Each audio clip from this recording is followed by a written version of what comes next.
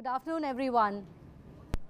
So I would like to start by stating a quote which was said by our former president, Dr. APJ Abdul Kalam. The best way to predict your future is to create one. So all you students out here who are sitting here, today is the time when you can make your future. If a girl like me standing here in front of you, who has been born and raised in a 120 square feet room of a chawl in Mumbai can make it, can achieve their dreams, so you can. Today I stand in front of you as Major Prajakta Desai. I am a military veteran and I have served my country proudly for 11 long years. The passion to get into the armed forces started at the age of 8. The desire was ignited then. I remember in 1995, my father took me to watch the movie Border. The first scene was so intriguing when they show the artillery firing, it made me question myself. Why am I not a boy? Kash main bhi ek ladka hoti. Little did I know that women were also in the armed forces since 1992. As I said, I come from a typical small middle class family. And born in the late 80s, it was not so conventional for women to go out, break stereotypes, or go in pursuit of careers which are completely unknown. And there I decided that it's me who's going to break everything, break the shackles, spread my wings high, and move ahead. I thank my parents. It's because of their vision, in spite of all the financial hardships that they had, they made me come today where I am standing. जिंदगी में सबके problems आती है, उतार चढ़ाव होते ही है. There is no escape from struggles. And my life was completely not different from anybody of yours.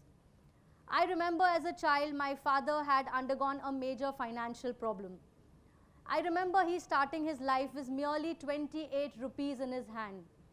And my mother, who is a master's in physical education, was unemployed.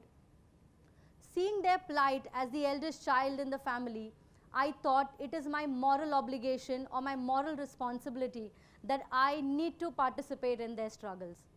What could a merely 10-year-old kid do? एक छोटा बच्चा क्या ही कर सकता है? What I could do was do all the adjustments I could in my own capability. I'm thankful to my merit that I studied in a good convent school.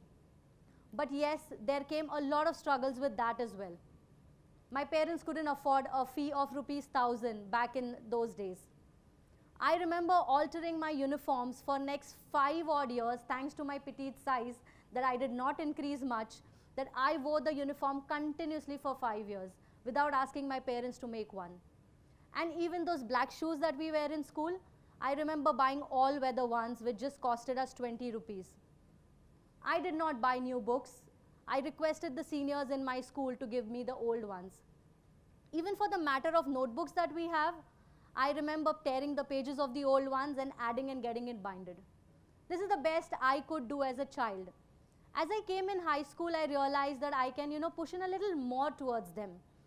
My father started a new business. He initially had a food stall, so I would accompany him on the stall and sell food along with him to the best of my capability, of course.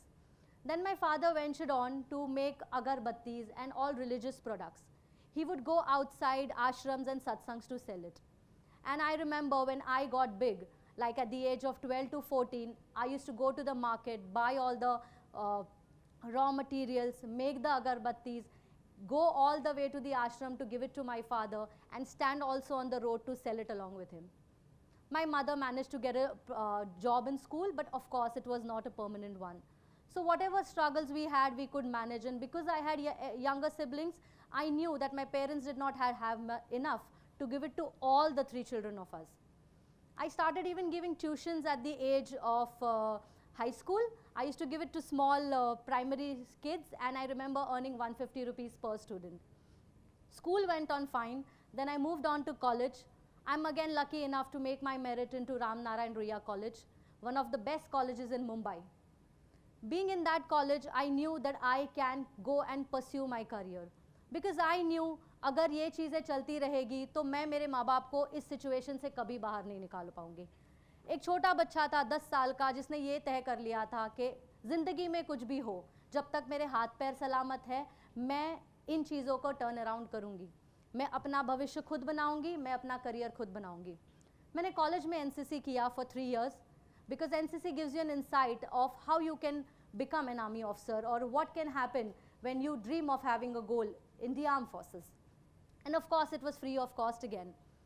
And the best part was they used to give us a stipend of around 500 rupees at the end of each year. And I bought my floaters and I brought a competition success review book which contains all the current affairs in it with that money so that my parents are again not burdened. The best part of my life is I have been a lucky child. God had also given me a lot of problems, but at the same time, He made it that He placed the right people at the right time. I had a good set of friends. Friends who actually molded me to make me more focused in life. I was just another teenager having my personal problems as well. Not attending lectures, being thrown out of your classes because you're late, not filling my journals on time. All these things were in place. But also, I did not forget the fact that there's something back in my house which needs me to look into it. Once upon a time, because of my NCC, I couldn't attend a semester exam of my entire year, because of which I had just 1 month of time in which I had to give all my examinations of NCC as I was aiming for the Armed Forces exam, my last year college exam, as well as my exam which I had left. And a total of 4 exams were on my head, and trust me, I did cry most of the times, but I sat literally 12 hours a day because I knew अगर ये नहीं होता तो आगे ज़िंदगी में आप नहीं बढ़ पाओगे. Time was crucial for me, and I remember studying all of it in 1 month. Sounds sometimes unrealistic, but yes, it did happen for me. The first time I went for my Armed Forces exam, one of my mentors had told me, "You're so good, you're going to make it." I was beaming with overconfidence, students, complete overconfidence. And I know most of the times we all go through that when there's so much overconfidence in our head. I went there, I gave my first exam, which is on the first day, that's called a screening. And I got screened out. I was thrown out on the very day. And I questioned myself. I was not into an acceptance mode. I was constantly in a denial that how can somebody reject me? So the ego probably I had then, or the overconfidence that I had then, was crumbled down. भगवान हमें सही समय पे सही time पे ये ज़रूर बताते हैं कि आप बेटा यहाँ पे गलत हो और अभी आपको एक स्टेप डाउन होना है. I went back home crying from the center. Entire bus journey, I just kept thinking, why with me? But I think it was required for me to be that unsuccessful at that very moment, because that taught me humility. That taught me that you are not a person without whom the things will not go ahead. I got back home. I took around 1 week to understand what had gone wrong with me, and then I started back. I started back with a calm and composed attitude. I went on telling myself that दुनिया में आपसे भी 100 गुना अच्छे लोग हैं. तो क्या अगर आपने ज़िंदगी में स्ट्रगल किया, स्ट्रगल 100 लोग करते हैं, पर आगे वही बढ़ता है जिसमें ह्यूमिलिटी है, जो इंसान अपने मॉरल से सही होता है. And that is the time I again started self-analyzing where did I go wrong. Because armed forces take people who have a specific kind of personality. They need leaders who are there to empower their troops, those whom they can take in the war, and on one command the person is ready to lay down their lives. The second time I went back, I was again, as I said, very calm and composed. I gave all my tests. It's a long 5 days of crucial exercises that we have. By exercises, I mean all brainstorming exercises where you have your psychological tests, your interviews, your ground tests, and I was as humble as I could ever be. Every day I reminded myself, Prajakta, you need to make it into the armed forces because you have somebody at the back waiting for you. You would be the sole earning member of your family then, because yes, my parents were turning old. I did get recommended out of 213 candidates who came for the board. 7 were recommended, out of which Prajakta Desai was on the 5th. And I thank my stars and I thank the universe over there that yes, I made it. I completed my medicals, and there's a story for my merit list. Total seats were 10, Prajakta Desai was at 21. I thought this is the battle which I have lost. I began starting from scratch because that's how the procedure goes to get into the army. I started working in a BPO so that I do not have any pressure on my parents. While working in the BPO, we would have a phone booth over there, thankfully an STD booth, which was free of cost. Every day I would ring up Army headquarters and request them and ask them, has the seat increased? So they would laugh and say, it's impossible for seats to go double. But thankfully, God was with me, the seats got double. But again, I was actually on the edge because my merit was 21. I kept praying to God at the same time, preparing for the next chance of my exam. At the same time, doing a night shift, I was working with Wipro for FedEx. I was a customer service executive there, and I managed my bare minimum expenses and gave at least 80% of my salary to my mother and my father so that they could take care of the house. I made it into the academy, and let me tell you a story how academy goes. I was completely confident that yes, I have made it. If somebody makes it after so many problems, I will definitely sail through. पर जैसे मैंने कहा, ज़िंदगी fair नहीं है और ना ही ज़िंदगी इतनी आसान है. दोबारा problems की चीज़ें चालू हो गई. Academy is such a place, आप जितना भी fit हो, it will break you down to ground zero. You come from any strata of the society. You are taken to ground zero, and from there you are trained. Total 18 hours in a day out of 24, we would be challenged both physically and mentally. From running 12 kilometers cross country to carrying the rocket launcher, this petite tiny girl did everything. Apart from that, we also had a 40-kilometer run back, the biggest exercise of them all, where we would carry a battle load of literally 20 kilos with the weapons and run from a place till back to your academy with your entire company. That is where we learned camaraderie, standing up for each other. I also remember carrying weapons for my friends who may not be able to run that fast, or pushing one another, motivating another, because we were leaders in the making, we were officers in the making. From women, they were making officers. So that's how my academy went. I did my best of my ability that I could in the academy. I was 4th in the merit of all the 62 lady cadets which passed out. There was one seat that was there for Army aviation, and I was crazy for aircrafts because I had learned that in NCC. I went ahead and applied for the one seat that I had, and thankfully I made it.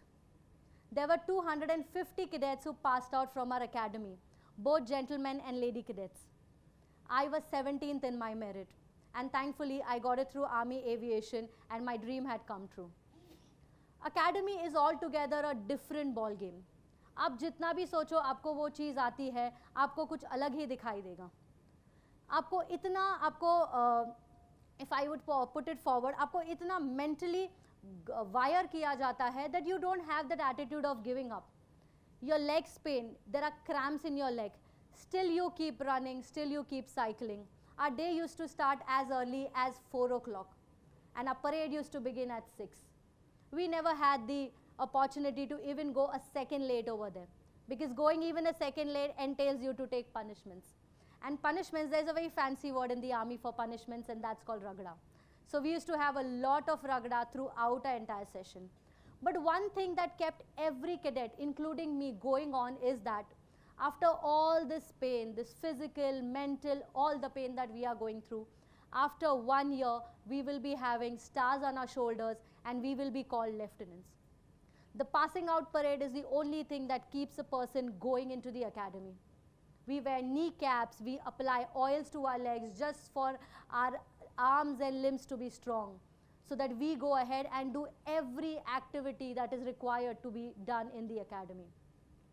On 19th March 2011, I passed out as a commissioned officer, Lieutenant Prajakta Desai, and was commissioned into Army Aviation. This day was the best day for my parents, because when I went into the academy, my father had got arthritis, such severe ones that he couldn't walk and he had to stop our business. My mother could manage bare minimum 6,000 rupees from her job. I was going only with the aim that मैं अपनी किस्मत बदल रही हूँ, मैं अपने family की किस्मत बदल रही हूँ. I remember telling my mother once, my mother was very worried कि आगे जाके कैसे होगा, because my father had a major problem with his limbs. So I told my mother, I made her sit down and I said, ज़िंदगी में जब तक मेरे हाथ पैर सलामत है, मैं कुछ ना कुछ करूँगी, आपको भूखा नहीं मरने दूँगी. These were my literal words to my mother. Until date, I stand by it. When I went into the academy, my seniors were so good with me. She happened to learn my story from one of my course mates. She approached the higher officers and told that she is having financial problems in her house. And that's how she made me talk to my officer, and I was granted a stipend of 8,000. The students used to get a stipend, the cadets used to get a stipend of 4,000, but I got of 8,000 because I wanted to give 6,000 back in my home. We would get entire lump sum money only after training, but I would get a little more so that I can support my family back then. So every month 6,000 would go to my parents, and 2,000 was something that I could manage my expenses. All the way in Chennai, all alone. I was just a 21-year-old who left my house, just in pursuit of my own dreams, but with a major thought in my head that there are 4 lives back in Mumbai who are resting on my shoulders. And the best part of my POP was the first time my parents flew by aircraft, my parents and my siblings. I could afford a ticket for them. And it was such a moment of pride that हमारी लड़की ने हमारे लिए plane की ticket कराई. ज़िंदगी में पहली बार मेरे पेरेंट्स प्लेन में तब बैठे थे. उस दिन मैंने उनकी accommodation कराई in a simple hotel as per my convenience. So that was a very good kind of outing for them. And at the same time, they held a pride that my daughter is a Class 1 Gazetted Officer of India. As I said, on 19 March 2011, I got commissioned. I went into the Corps of Army Aviation. When I went into Army Aviation, I knew that I had learned chemistry, but I went on learning anti-aircraft guns, anti-aircraft missiles, radars, helicopters, controlling, and a lot more. So this was the way how I got myself out of the problems that I had to become an officer. Only with the passion and the determination I had. The strong will I kept with myself that yes, however small or big my dreams are, I'll not let the entire world tell me how they are. I will go in pursuit of them and I will achieve. But as I said again, problems do not stop. Neither did they stop in my life. I'll give you all a second incident of another major obstacle that I had in my life and how I overcame it. As I'll again take you back to my academy, I spoke a lot of good things of me coming 4th in the merit out of 62 girls, 17th in the merit of the entire academy. I was a performer. The first day when I went to the academy, I was the only cadet who could do 20 plus push-ups. Only women cadet. With so much of things happening and so much of a top-notch performance that I gave, but there was a dark side to this. I had the fear of jumping 5 meters into the swimming pool. I do not know when did I achieve that fear or when it was engraved in me. Because previously I have learnt microlight flying, I have learnt gliding. I never knew whether it was the water or just the fear of falling into something. But yes, I did develop that fear. So when a person is performing at its best, you all would have seen that in life. All of a sudden you're put into a bracket, you know, when people say you're good for nothing. And trust me, people told me, you are good for nothing. My courage was constantly questioned. And people asked me, how have you made it to come into the armed forces? Is that just that you cannot jump from 5 meters? How do you aim to go into aviation? That pricked me each and every day. I remember going into the washroom and crying. Because that was the place where I could vent out myself and just curse myself that why can't you just take a leap? It's just a matter of a second.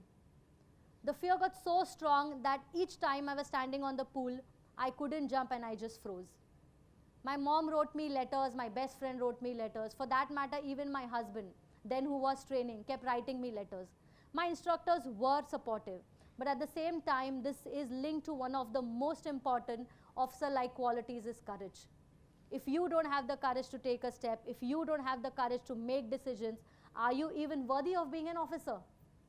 But I knew somewhere, yes, I am fit for it. I do have courage. This is some kind of a block which I will overcome.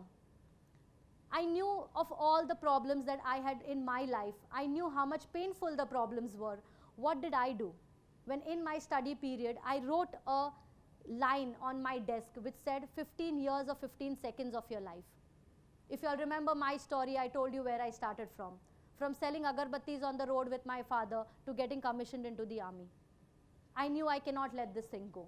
And if I fail at this, I will not pass out. It was amply clear to me. I wrote there 15 seconds or 15 years of my life. One of my course mates happened to come while I was writing this and she asked me, Desai, iska matlab kya hai? Then I told her, मैंने ज़िंदगी में इतने बुरे दिन देखे हैं ना, इतने बुरे दिन कि अगर मैं ये चीज़ नहीं करूँगी तो शायद मैं मेरा एम नहीं अचीव कर पाऊँगी, शायद मेरे माँ बाप वही रहेंगे जहाँ वो है, और मैं नहीं चाहती कि वो और मिजरी में जिए. बिकॉज जब मैं स्कूल में थी, मैंने एक चॉकलेट आइसक्रीम जो 15 रुपीज़ की आती थी, उसको खाने के लिए मैंने 3 साल वेट किया. यही बोलते मम्मी को कि जब मैं अच्छे नंबर लाऊँ क्लास में तब आप वो मुझे खिलाना, बिकॉज कहीं मुझे पता था my mother can not afford it. So all these things kept moving on in my head, and I said, do you want to really compromise 1 second of jumping and 5 or 10 seconds to swim out of the swimming pool and come? The day our test was there, I was the last one to jump, of course, because people knew she's not going to make a leap. I stood there last and I was still contemplating in my head, koodu ya na koodu, koodu ya na koodu. Finally, यहाँ मैं खड़ी रही. All my course-mates went on cheering me. But that one course-mate of mine who had read the entire quote, she screamed and she said, Desai, remember 15 seconds or 15 years of your life. I looked at her, my eyes were filled with tears, I just nodded and I took a leap. Everybody was happy that Prajakta finally jumped. But somewhere Prajakta was not happy, because I left an impression in everybody's head that yes, you are a person who hesitates. You are a person at times who may not have courage, or you are making those people correct or giving a validation to people who said that things are not right in your life. I went ahead, I got commissioned, I served into the army, but this thing kept going in my head.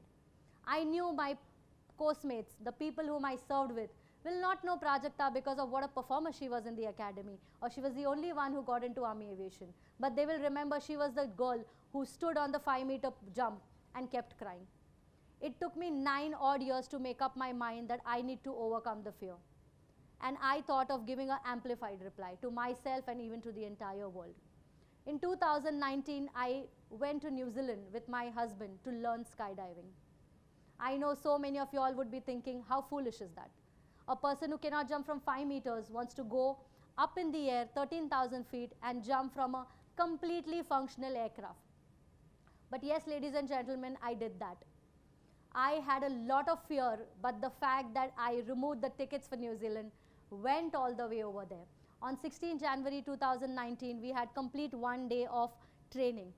Let me tell you, it's not a tandem jump when you are attached with the instructor and you jump. This was a complete jump which I did solo to learn with my instructors. 17 January in the morning at around 7, I was the first person in the load. That means the first person to jump there. The instructor happened to tell me, we do not force anybody to jump. If you refuse at the end moment, we get you back. This is how the protocol works, because these are extreme sports. That was the last nail in my coffin. मैंने सोचा कि 9 साल आपने लगा दिए ये सोच के कि आप एक coward हो. This is your time to prove it. I said nothing doing. I actually come out of the aircraft. I don't come back at all. When the aircraft went around 13,000 feet, it takes a long time for the aircraft to move. You see beaches on the right and mountains on the left. Trust me, New Zealand is a very beautiful country. The entire time people were enjoying the view, but I had a small chit like this in my pocket in my flying suit, where I had written all the things people ever told me, the things when my parents went through, and how people criticized me or questioned my courage. They were not wrong. I did not exhibit when it was to be exhibited. I read each and everything till the time we reached 13,000 feet. At 13,000, the door of the aircraft opened, and the wind gushed so badly inside, and that was like, okay, are you sure you want to jump? Because trust me, that is a feeling everybody has when you are at 13,000 feet and all of a sudden you're made to jump right down on the air. But yes, I said nothing doing, this is your day. I put the chit back in my pocket. I crawled till the edge of the door, and then it was a small aircraft, so I put my right leg out on the strut, that is the platform where the aircraft ends. Another hand on the strut, the other diagonal one which stays. And then it was like there's no looking back, because all you can see is gusty winds, you can feel it, you can see all around, and there's so much of noise. That is the time my fear died. I said, you are meant to do this, that is why you've come till here. I gave the nods to both of my instructors, and I moved out and made my entire dive. The whole dive I was not paying attention to what my instructors were telling me to do. But I just enjoyed the view and thought to myself that you are not a coward. You are a courageous person because you have made it to this. Till 6,000 feet, I just went on enjoying the entire portion of it. And literally, when the parachute opened and my instructors were separated from themselves, that is the time I felt that yes, I have achieved it in my life. So let me tell you students one last thing before I'm done with my lecture. Bravery is not the strength of your arms and legs, but it is the strength of your willpower, your determination that you have in yourself to go in pursuit of your dream. Thank you.